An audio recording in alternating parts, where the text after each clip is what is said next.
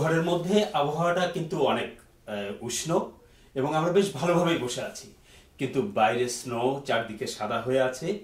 বাইরে প্রচুর ঠান্ডা। বাইরে প্রচুর ঠান্ডা থাকলেও রাজনীতিতে উত্তাপ কিন্তু থেমে নেই। প্রতিনিয়ত রাজনীতিতে উত্তাপ বাড়ছে, বিশেষ করে কানাডায়। তো আজকে সবাইকে স্বাগত জানাচ্ছি ক্লাইমেট চ্যানেলের কারেন্ট অ্যাফেয়ার্সে।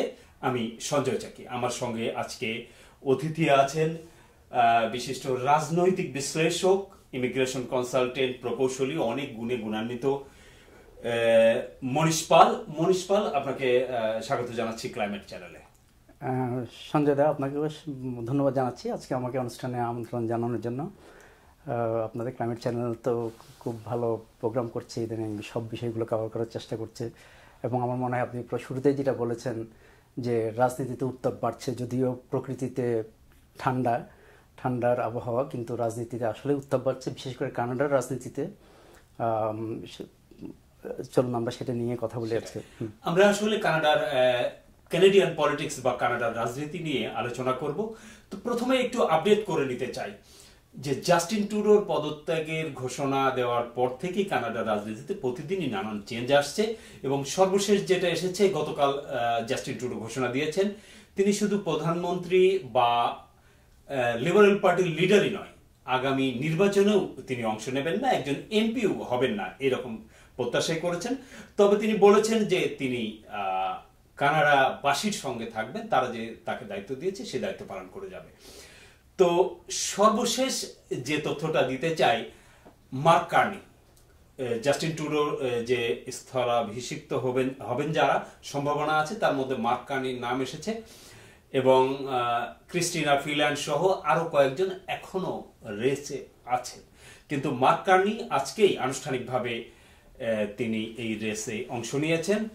তো মার্ক কার্নি সম্পর্কে লিবারেল পার্টিতে অনেক উচ্ছ্বাস থাকলেও বিরোধী দল কনজারভেটিভ পার্টিতে কিন্তু উচ্ছ্বাস তো নেই, বরং তারা নানাভাবেই প্রথম দিন থেকে ক্রিটিসাইজ শুরু করেছে।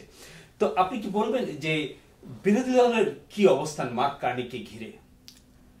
খুব ভালো প্রশ্ন করেছেন। আসলে মার্ক কার্নিকে বিরোধী শিবির যেটা বলছে, কনজারভেটিভ পার্টির লিডার পিয়ার পলিয়েভ বা ওদের দল থেকে যেটা বলা হচ্ছে, আপনারা হয়তো শুনেছেন অনেক আগে থেকে ওরা মার্ক কার্নিকে টার্গেট করেছে, বলেছে কার্বন ট্যাক্স কার্নি। এই যে আমরা কার্বন ট্যাক্স নিয়ে কথা বলি এখানে, কার্বন ট্যাক্স আসলে এটা খুবই পকেট বুক ইস্যু হয়ে গেছে এখন। ইভেন আপনার ক্রিস্টিয়া ফ্রিল্যান্ড, যার কথা বললেন, ও নিজেই বলছে কালকে ক্রিস্টিয়া ফ্রিল্যান্ড আপনার মানে তার প্রোগ্রাম লঞ্চ করার কথা, তার ক্যাম্পেইন লঞ্চ করার কথা আছে। তো ওখানে থেকে হয়তো আসবে যে এই কার্বন ট্যাক্সটা হয়তো ক্রিস্টিয়া ফ্রিল্যান্ড বাদ দিতে পারে। তো আপনি যেটা জানতে চেয়েছেন যে মার্ক কার্নিকে নিয়ে আসলে লিবারেলের ব্যাগেজ মানে কম নয়, কম ছাড়া বেশি নয়। কারণ পিয়ার পলিয়েভ যেটা বলছে বা কনজারভেটিভ পার্টি যেটা বলছে, এই যে বিগত 10 বছর ধরে যে অর্থনীতিতে যে বেহাল অবস্থা, সেটার জন্য মার্ক কার্নিও অনেকটা দায়ী। কারণ মার্ক কার্নিকে ওরা, আপনি হয়তো জানেন, এই সেপ্টেম্বরে ওরা স্পেশাল ইকোনমিক অ্যাডভাইজার নিয়োগ করেছিল, এবং মার্ক কার্নি আপনার বরাবরই লিবারেলের সাথে ছিল। এবং আপনি কার্নি পরিবারের ইতিহাস যদি দেখেন, মার্ক কার্নির বাবা বব কার্নি এডমন্টন থেকে ইলেকশন করেছিল 1980-তে, যখন পিয়ার ট্রুডো লিবারেল পার্টির লিডার ছিল। অন্যরকম তথ্য, ইন্টারেস্টিং তথ্য, যে মার্ক কার্নিকে, যাকে বলা হচ্ছে নন পলিটিক্যাল লোক, যিনি এমপি নন, তিনি কানাডার প্রধানমন্ত্রী হওয়ার রেসে এগিয়ে যাচ্ছেন। তো তার বাবা হয়তো ফেল করেছে, তিনি এমপি না হয়েও রাজনীতিতে আসছেন এবং কানাডার প্রধানমন্ত্রী হয়ে যাওয়ার একটা কথাবার্তা শোনা যাচ্ছে। 80 থেকে 90% আমি বলবো সম্ভাবনা আছে। কারণ ওদের এখন রেস হবে মূলত দুজনের মধ্যে, ক্রিস্টিয়া ফ্রিল্যান্ড এবং মার্ক কার্নির মধ্যে। এবং আপনি যদি মিডিয়াতে হয়তো দেখেছেন যে মেইনস্ট্রিম মিডিয়াগুলো বলছে যে ট্রুডোর প্রার্থী হচ্ছে মার্ক কার্নি এবং ক্রিস্টিয়া ফ্রিল্যান্ড হচ্ছে বিরোধী শিবিরের প্রার্থী, ট্রুডো বিরোধী শিবিরের প্রার্থী। আপনি হয়তো জানেন যে 16 ডিসেম্বর ক্রিস্টিয়া ফ্রিল্যান্ড পদত্যাগ করেছে ট্রুডোর সাথে। ট্রুডো যখন ক্রিস্টিয়া ফ্রিল্যান্ডকে ফাইন্যান্স পোর্টফোলিও থেকে সরিয়ে দিতে চেয়েছিল, সেটা জেনেই, সেটা যখন তাকে প্রপোজ করা হয়েছিল এবং তাকে বলা হয়েছিল যে তুমি ন্যাটোর নাফটার যেই সামনের যে এগ্রিমেন্ট হবে, মানে আপনার নেগোসিয়েশন হবে, সেইটাতে তুমি দায়িত্ব নাও। কিন্তু ক্রিস্টিয়া ফ্রিল্যান্ড সেটা চায়নি। সে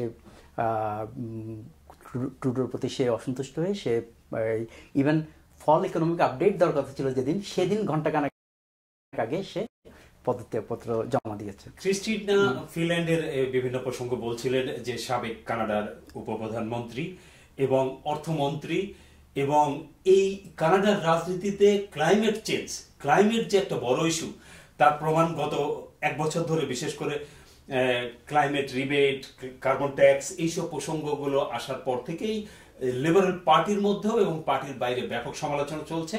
সর্বশেষ আপনি যেটা বলছিলেন যে ক্রিস্টিনা ফিল্যান্ড, আমি দেখেছি যে অলরেডি ঘোষণা দিয়েছেন উনি যদি লিবারেল পার্টির রেসে লিবারেল পার্টির প্রধান হন বা নেক্সট প্রাইম মিনিস্টার হন, তাইলে তিনি কার্বন ট্যাক্সটা রাখবেন না।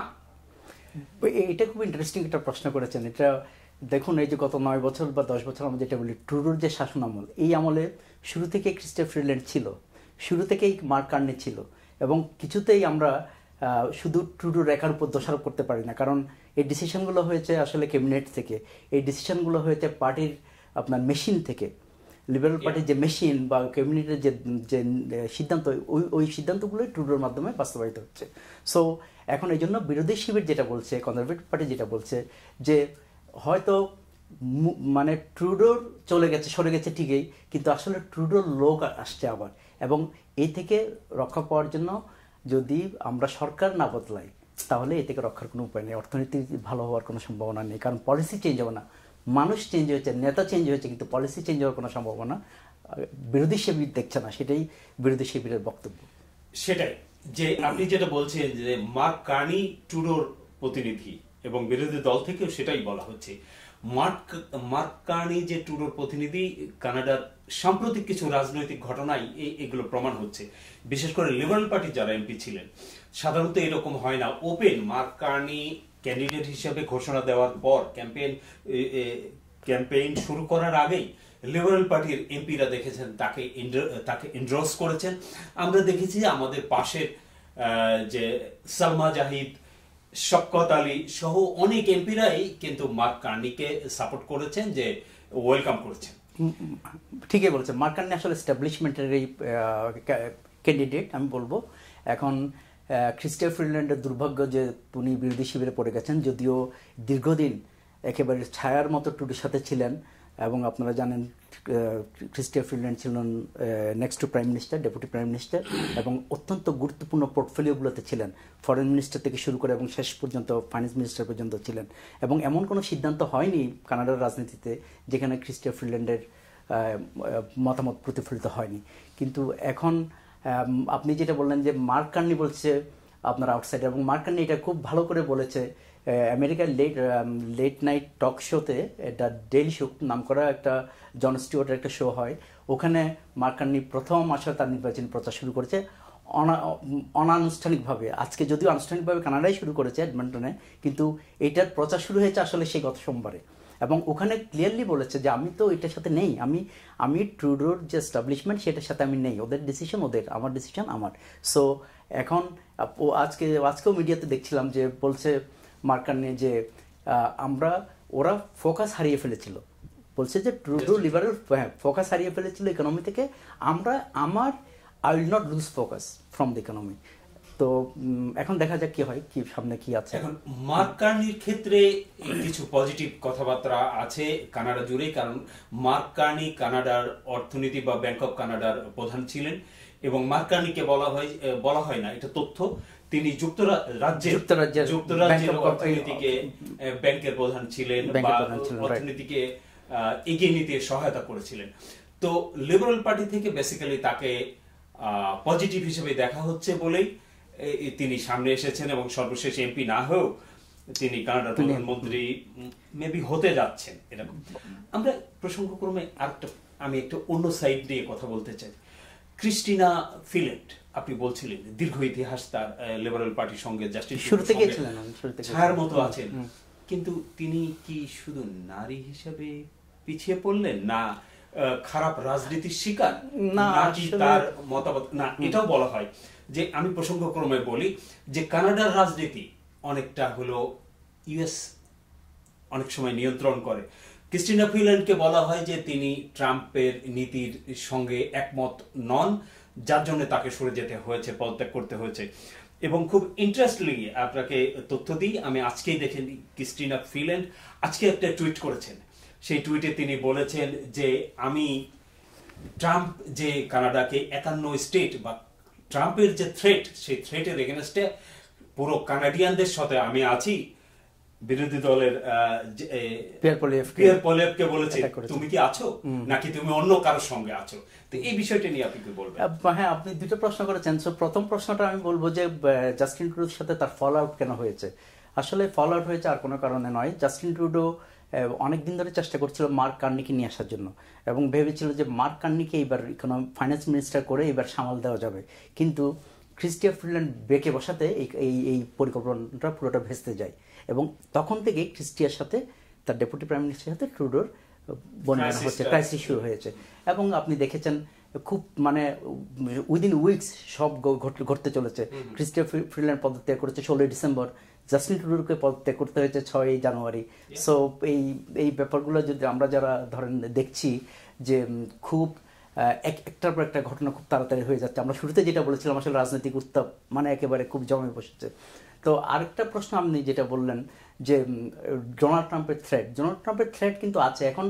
এখন ওরা যেটা করছে লিবারেল পার্টি ট্রাম্পকেই বিরোধী পক্ষ বানিয়ে দিচ্ছে এবং ট্রাম্পকে বিরোধী পক্ষ বানিয়ে ওরা এইবার কোনো রকমের সামাল দেওয়ার চেষ্টা করছে। কিন্তু আমার মনে হয় না গত 10 বছর যে ব্যাগেজ তার সঙ্গে যুক্ত করা হচ্ছে কনজারভেটিভ পার্টিকে, কিন্তু বলা হচ্ছে ট্রাম্পের সাথে তার একটা লিয়াজও আছে। দেখুন ইলন মাস্ক পলিয়েভকে এন্ডোর্স করেছে।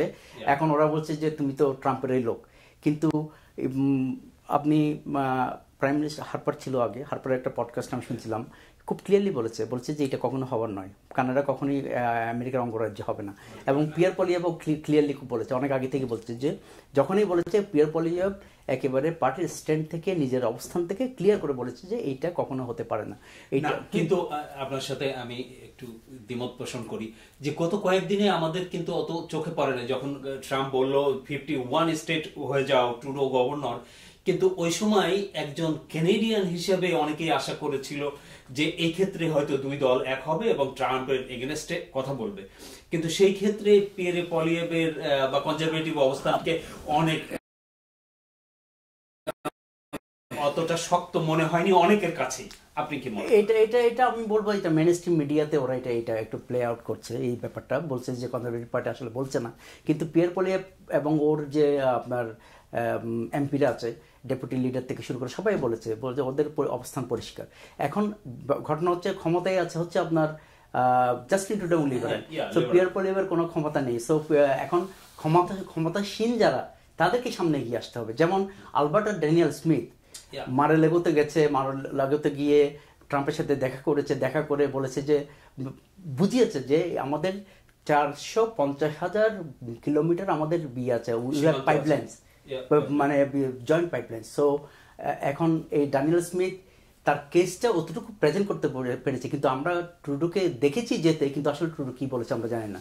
ট্রুডো সেই ব্যাপারটা আমরা মিডিয়াতে খুব একটা দেখতে পাইনি।